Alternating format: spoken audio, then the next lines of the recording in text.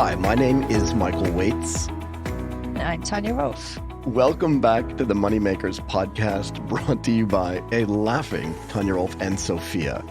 The Moneymakers podcast is a finance and investing show for amazing women everywhere of all ages.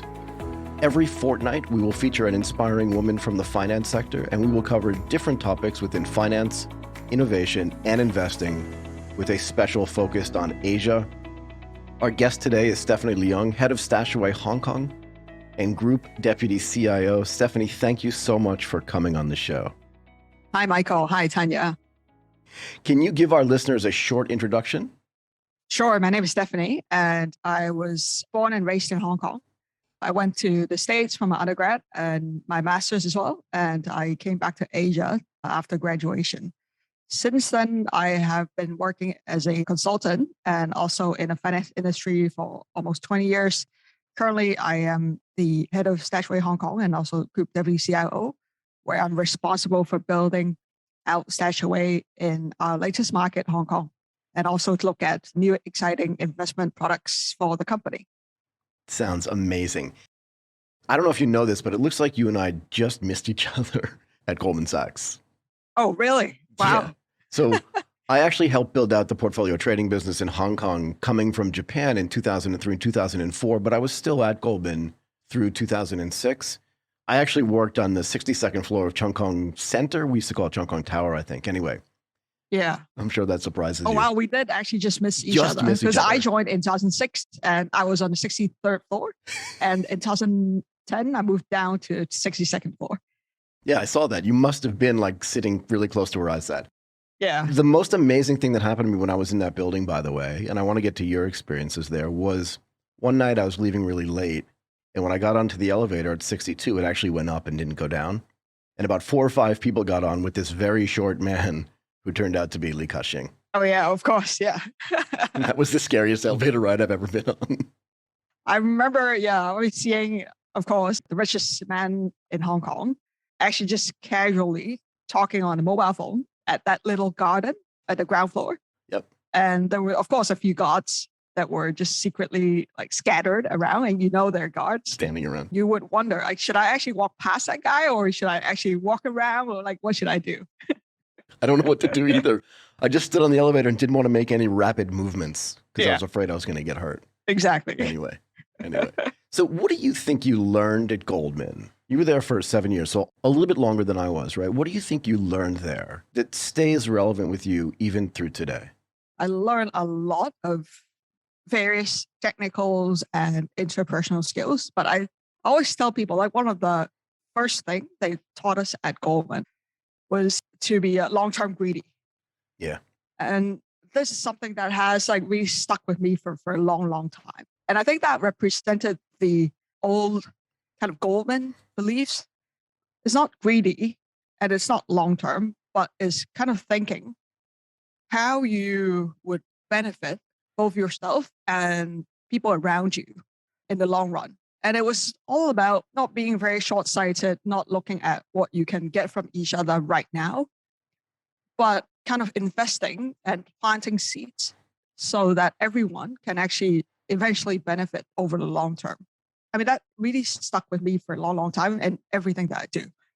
These days, a lot of organizations or decision makers are forced to be very short-sighted, right, and may not have the luxury of staying long-term. But when you think about long-term and greedy, I mean, then it starts to make kind of business sense that you can convince a lot of stakeholders that you are actually, not giving out short-term benefits for the sake of giving up, but actually for something greater over time. One of the things that I say often to people, particularly in the startup space, and I think it's relevant for StashAway as well, is everyone's an overnight success 10 years later. Yeah. And it's that sense that why are you in such a rush? If you want to build something sustainable, so a company that's going to be around for 50, 75, or 100 years, no individual day is fatal. Exactly. And if you build it in a way that's considered, then you shouldn't have to rush. Does that make sense? Yeah, exactly. And the word that you mentioned was to make it sustainable. Yeah. This very much ties to the same thing, because if all you're doing is reaping benefits right now, this is not sustainable. No. And that relates to a lot of things that we're doing right now at StashAway as well. Yeah, so talk to me about this. I'm always fascinated by people that work at big institutions. I've done it. And then work at small, like really small institutions. StashAway's not small, but it's very different than a company with 15,000 people in it, right? Yes, What's the difference for you? it is still very, very small. One of the things I'm kind of encouraging at the company is think big, Right. compare ourselves not to our current competitors, but compare us to BlackRock, compare us to HSBC, Right. because that's kind of the space that we're trying to disrupt. And compared to them, we are very, very small, very, very early days. Although, I mean, we already operate in 5 countries. I mean, we manage over $1 billion US. This is still tiny, tiny. I think the luxury of being in a small company is that everyone feels empowered to actually make changes. So one of the reasons why I joined a startup was, of course, I mean, I have a few of my own ventures, and there is a lot of satisfaction in knowing that you can actually affect the outcome of the company that you're working for. It's not a project, it's not a team, but it's the whole company. And that's actually very, very satisfying. What was it like when you first said to Michele Ferrario, I think I got his name right. Yeah. He's been on one of my shows before as well. And Okay. frankly, I've met him in person in Bangkok. Most people actually call him Michelle. He's Italian, He is, so you have yeah. to say Michele, don't you? Sorry. What was it like when you said that to him? We have to think big.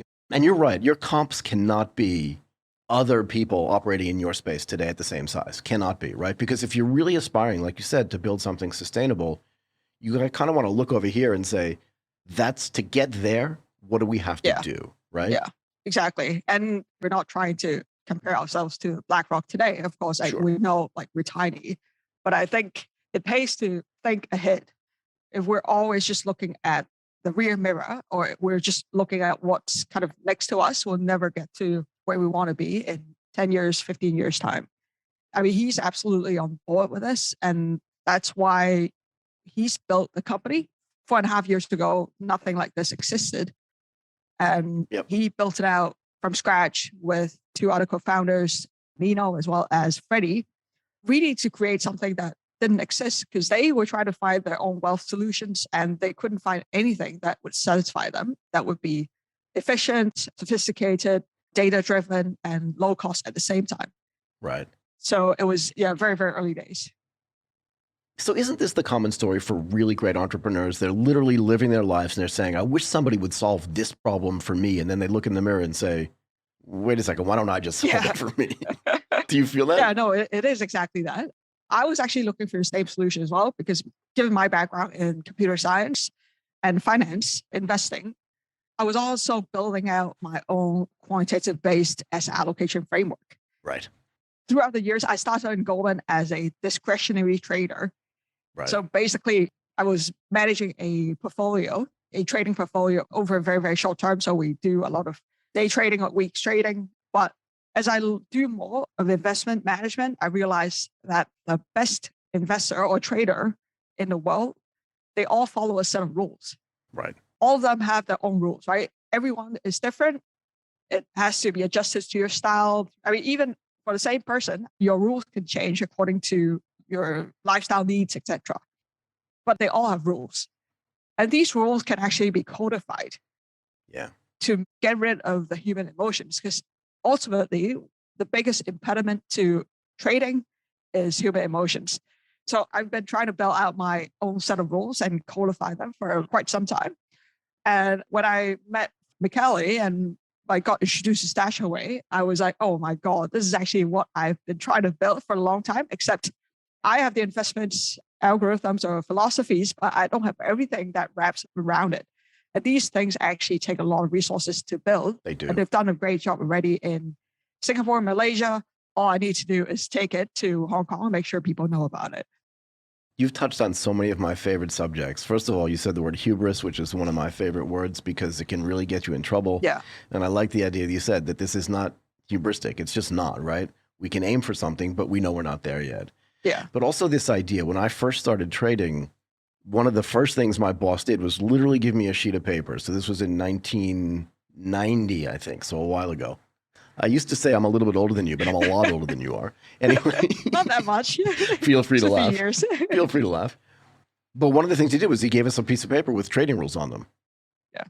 And again, just like you said, Ray Dalio says this in his book, Principles. It's like, I have my rules. You need to have your own rules. Don't follow my rules for the exact reason you talked about. My psychology is different than yours. Exactly. There are certain things that matter for everybody. Like position is more important than price, right? If you want to be long, be long. If you want to be short, be short. If you want to be flat, be flat. But you've got to be true to your own psychology. Otherwise, you'll never survive in this world. Yeah, I absolutely agree. Everyone is different. You can have the same view. I mean, I could give the same view to two people, but one of them could make money, one of them could lose money. Exactly. Depending on execution, how you trade, etc., which, yeah, I have no control of. I think trading is a very, very personal thing. It is. And I've tried co-managing portfolios with other people. It doesn't work. It's really hard. It's really hard. There's a lot of I told you so going on. It's just really hard. Exactly. Yeah, it seems to me it's a very personal and very individual endeavor. Can you talk to me a little bit about what's going to make StashAway grow in Hong Kong? And is it different strategically than it is in Singapore, in Malaysia, or in some of the other countries where you operate? I mean, I'll tell you what I think, and what I think may not work out at the end, because I mean, very frankly, I mean, we're trying out different things. Yeah. And I think that's a fun part of that too, right? Every country is different. What has worked really well for us in Singapore and Malaysia may not work in Hong Kong, but Right. at least we have some sort of experience to learn from. But at the end of the day, every country is different. So, I mean, what we've learned from Singapore and Malaysia or UAE, some of our early markets, are that word of mouth has really worked for us. So if I look at our customers who has been with us for a number of years, they're very happy to recommend us to, I mean, their friends, their colleagues, etc. In fact, we actually do a lot of education, free education at different corporates. So last Friday, I was giving a education session at a company, a food delivery company in Hong Kong. And there's only a few, so you can guess, but one of the people in the crowd was actually a customer from Singapore. So he's been with us for 4.5 years. And at the end of the session, he actually raised his hand and said, I'm a real customer of StashAway. I've been with them for 4.5 years. I can testify to like everything they've said. And that's how we got a few more customers from that session who just saw that there's word of mouth. Because I think ultimately investment is actually a very high trust industry. Absolutely. It's not like you can test out running shoes or Right. things like that. Like right now, we're actually doing a big scale advertising campaign at the MTR station in Central. We've also been giving out coffees to people like for the last 3 weeks. And we're seeing pickups in interest. But also, I think it's a long game, right? The first time you see our name, you say, oh, okay, actually looks interesting. What is it? Second time you see us maybe online, and then you may click onto our YouTube channel or Facebook and check us out. But you're still not going to subscribe and not going to give us money. Maybe by the third time, fourth time, and maybe one of your friends talk about StashAway, then you start to think about, oh, maybe this is something I want to try out as well. But it's quite a long process, I would say. Yeah, I agree. As you know, Stephanie, I'm very interested in women and their relationship with money. But before I ask those questions, and for our audience that haven't already Googled or already know what StashAway does, can you just give us a very simple sort of 1 or 2 lines, and then I'll ask my questions about women and your customer base, basically. Yes. Well, thank you very much for that question. Yeah, that's a great point. So StashAway is Asia's leading digital wealth manager. We are licensed in Hong Kong with a asset management license, so type 149 license with the SFC. What we do is we manage 12 different risk portfolios for our clients built on top of ETFs that are listed in the US. So if you are a StashAway customer, you can select very precisely what kind of risk you'd like to take in terms of the percentage drawdowns. So for example, those 12 risk portfolios covers all the different asset classes globally. For a high risk portfolio, you can say, oh, I can withdraw 36% of returns. And that's the higher risk portfolio that I can choose from. And for investors that are a bit more conservative, then they can choose the lower risk portfolios, which has a drawdown limit of, let's say, 6.5%. So these are quite innovative, I think, because if you today go to a bank, I mean, of course, they would profile you and they would ask you, are you an aggressive investor or a conservative investor? And after you answer that question, you still don't know what kind of risk you're taking. And at StashAway, we try to take a very risk-first approach, which is we make sure that investors actually understand the risk in terms of downside drawdowns, because ultimately we want people to have long-term staying power and to be long-term investors. But during this journey, so for example, S&P goes up by 10% every year in the last 30, 40 years.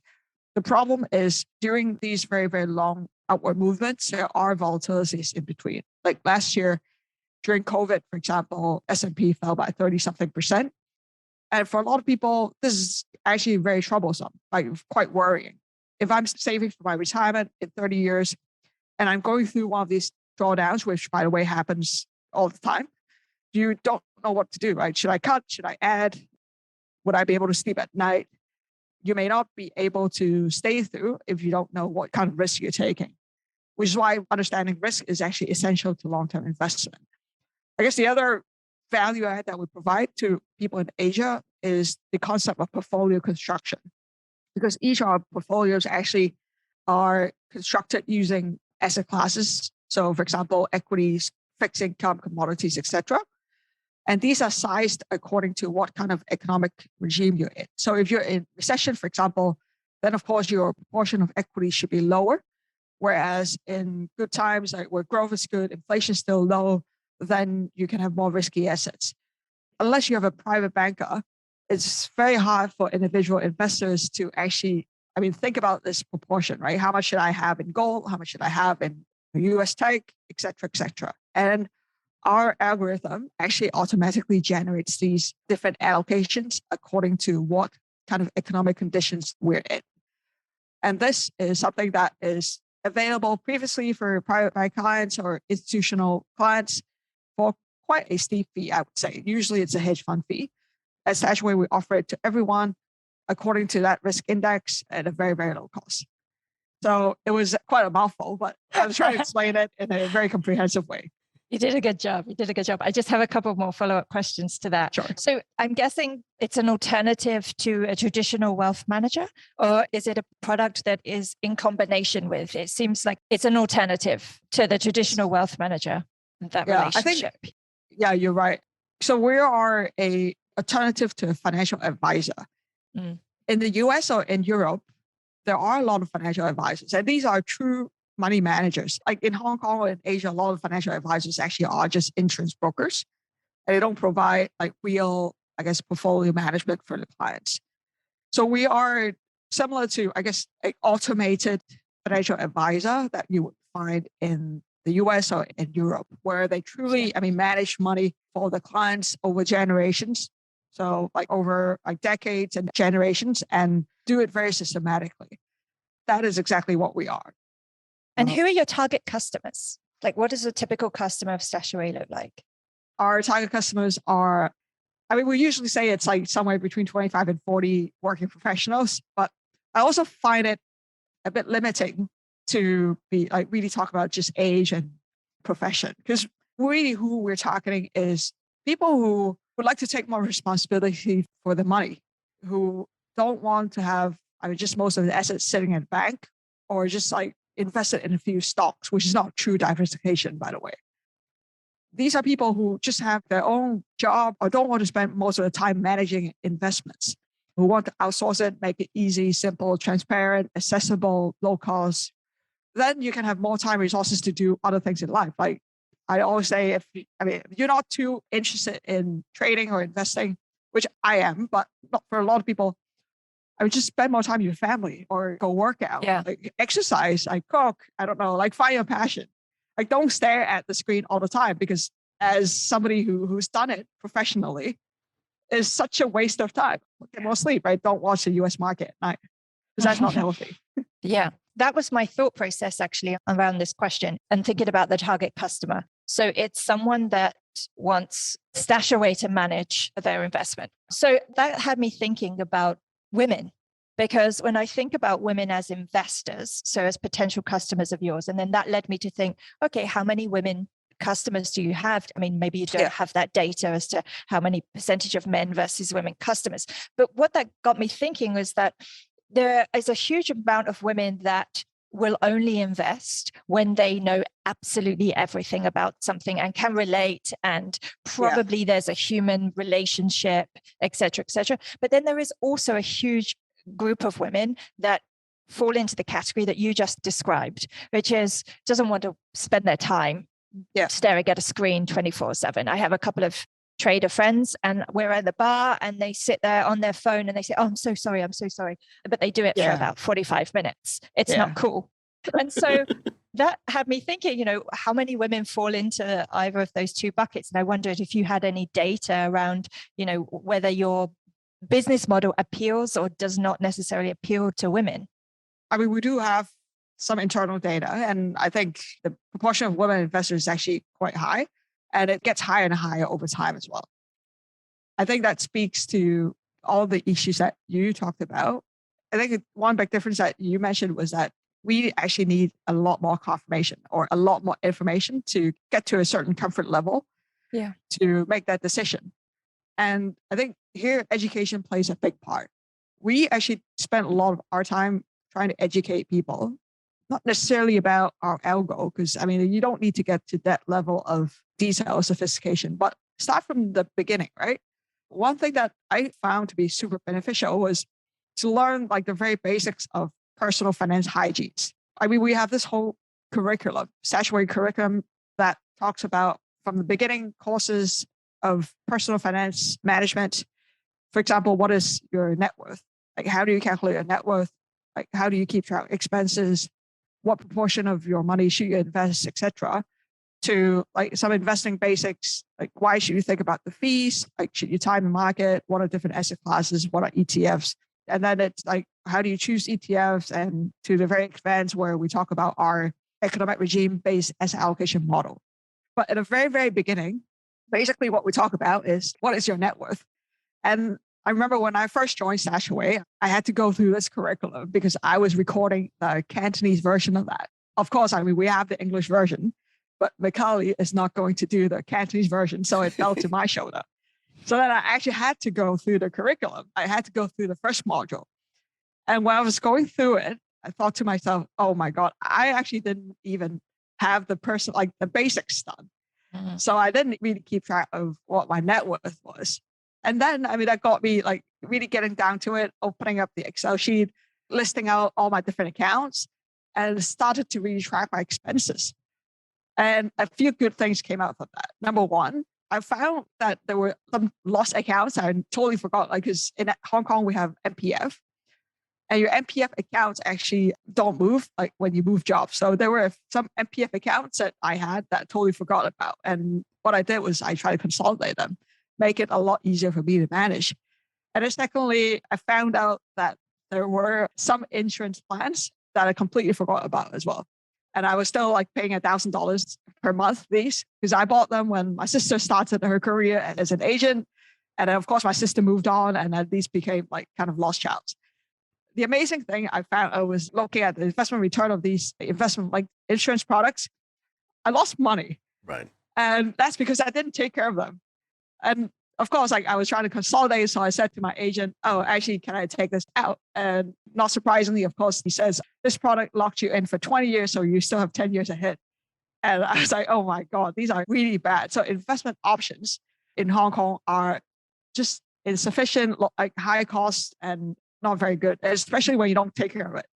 So the first step is try to make life easier for you, like consolidate everything, make it simple to manage, take responsibility for your money. The terminology that you use actually is quite interesting, like personal finance hygiene. Yes. And it doesn't matter if you're really wealthy, if you're just middle class, or if you don't have a ton of money. It really doesn't matter what your resource level is. Just like you, I think everybody has these sort of lost child accounts somewhere where they're making payments on things that they don't remember or don't understand. It's just like building a house. If you don't have the foundational things in place that are strong, the rest of it's just going to crumble over time because you're just not managing it properly. Yeah. And financial literacy is actually, because I live in Thailand and we talk a lot about Indonesia and Vietnam when we think about the universe of people in Southeast Asia that are less financially literate. And I think it's great that StashAway actually has these courses because even in a sophisticated financial services market like Hong Kong, even the people that think they're financially literate maybe aren't. Is that fair? Yeah, myself included. I mean, I was managing money professionally right. for 17, 18 years.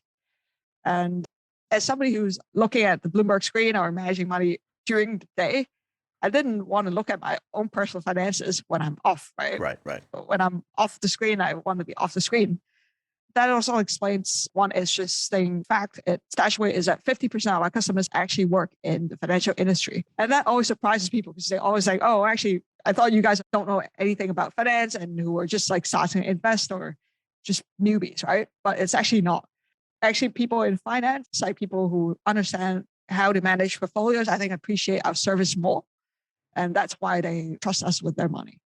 Yeah, because I think there were plenty of people like you who said, I'm building my own sort of mental algorithm around the way that I want to invest and trying to build a spreadsheet or some notification system that allows them to do that in a way that's automated. But building that, like you said, the infrastructure necessary to build that, even if you're a computer scientist and have an MBA in like financial engineering, it's still hard to build at scale, right? Yeah.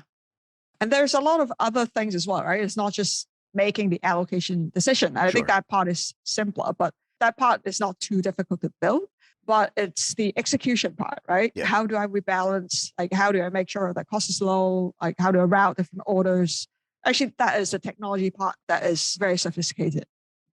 Yeah. And again, which most people don't understand and definitely cannot build on their own, right? Yeah. But I think there are a few simple things that every one of us can think about or can do. For example, one of the things that I wish that at Goldman, they would have taught us, like when we first started, was the power of compounding. Yeah, exactly. And how you can start early and let your wealth just grow over time. I think that is something that also schools everywhere should teach kids, because the earlier you start, the easier it is to reach your financial goals without stretching, right? Without taking on too much risk. Right. A lot of kids, even when I was younger, I remember trading options and trading warrants, because it's like fast money, right? You want to return like 30%, 50% a year, which is like very unrealistic. And you don't need to. Right. Actually, I mean, returning 6% a year is perfectly fine because you double in 12 years, you quadruple in 24 years. And I mean, that doesn't require taking a lot of risk. I've always said this. When you start teaching people algebra and calculus in high school, you should teach them financial management as well. Exactly. And compounding is the best way to start. Like, even if you have a part-time job at Baskin Robbins, which I did, and you have an extra $10, particularly today where investing is so efficient, yeah, you should just take that extra $10 and put it into some kind of investment vehicle when you're 17 and 18 years old, because by the time you're 35, you'll have $2 million kind of thing, right? Exactly. And especially today, I mean, money in the bank actually doesn't earn anything. No, nothing. And still in Asia, 40, 50% of liquid net worth still sits in the bank. Right. Yeah, I don't have the stats for women versus men, but it's probably quite similar situation. I think maybe for women who, I mean, I hate to just put a label, but I think people who are more conservative probably have more money in the bank, like still, right? So yeah, I think that that is something that we're trying to change with our solution. Yeah, I think that's absolutely right.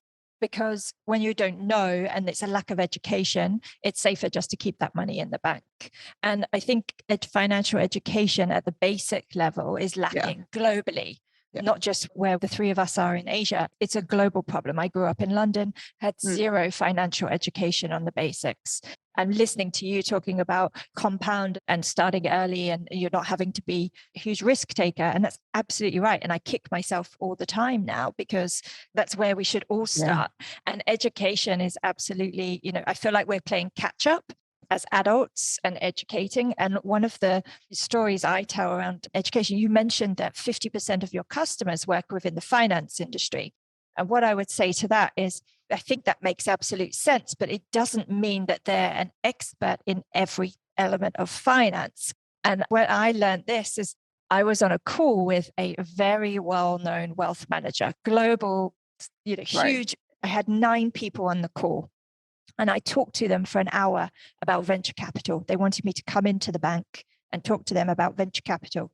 And I just naively assumed, this was quite some time ago, that everyone on the call understood what I did and that I was coming along to educate the masses. But these people on the call fully understood venture capital. And that's why they were sort of championing me coming in to talk about it.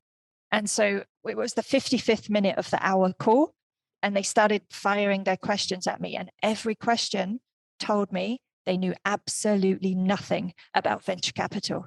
So investment bankers, they knew nothing. And so I was like, okay, so this is for you guys. This is for you on the call. And that really opened my eyes to the fact that people can be hugely successful and professional in their own right, even within the finance industry, and still have a very strong niche, a narrow niche, and not have that knowledge of all finance areas. So StashAway, of course, appeals to them. Yeah, I would say both Michael and I would understand why, or both agree to that. That's why I am laughing. Okay. So one of the things you said earlier was you should have this balanced life, right? Like you shouldn't spend all day. And one of the things StashAway allows investors to do is not spend all day sitting in front of a screen, particularly if they're investing in a market that's not in their own time zone. Yeah. You want to talk to us at all about just the relationship between building your own company separate from StashAway, something called Snow and Flow, and StashAway? Like, can you build some sort of equivalency between the two of those things? Snow and Flow is actually a project that my friend and I started in Niseko. It's a snow sports school, especially set up for Chinese-speaking snow enthusiasts. So I'm a big fan of snowboarding. I actually snowboard every season, except because of COVID, I haven't been able to travel or snowboard for the last 2 seasons. But my friend and I, we both were McKinsey consultants back in the days. And he actually left McKinsey and became a full-time kind of snowboard instructor in Niseko. I mean, he's amazing.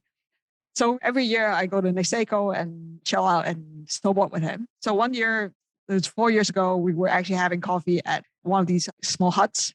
And we had this idea of building a school for the Chinese-speaking community in Niseko, because there are some pretty big schools there, but they all are like English speaking. Yeah, for Australians. And mostly. what I've seen, like while I was waiting for the chairlift, is that I just remember there's like this kid in front of me, and he was having a lesson with the Aussie instructor. Right. And it was clear to me that he didn't understand anything that the instructor was talking about. And I mean, the language barrier is there, and it's impossible to get well at a sport if you don't understand the instructions. So that was one thing. And the second thing, we saw a lot of young kids from Hong Kong, Taiwan, and China who are very enthusiastic about snowboarding or skiing, but they don't have a career. Like a lot of these instructors are actually just seasonal workers. They come in one season and then they go. There's no career building for them. So the goal of setting up a school is to allow these younger people to actually have a career path out of snow sports, right? Snowboarding or skiing. Right. So that's why we set up a school. We try to keep it very high quality, and we didn't try to grow it out very quickly, because ultimately we want to have like the best experience for our customers, the best experience for our instructors, and basically also contribute back to the local Niseko community. Right. My business partner, I mean, he lives there, but to me also is a place I love a lot. And if I had to call some place my second home, that would be my second home.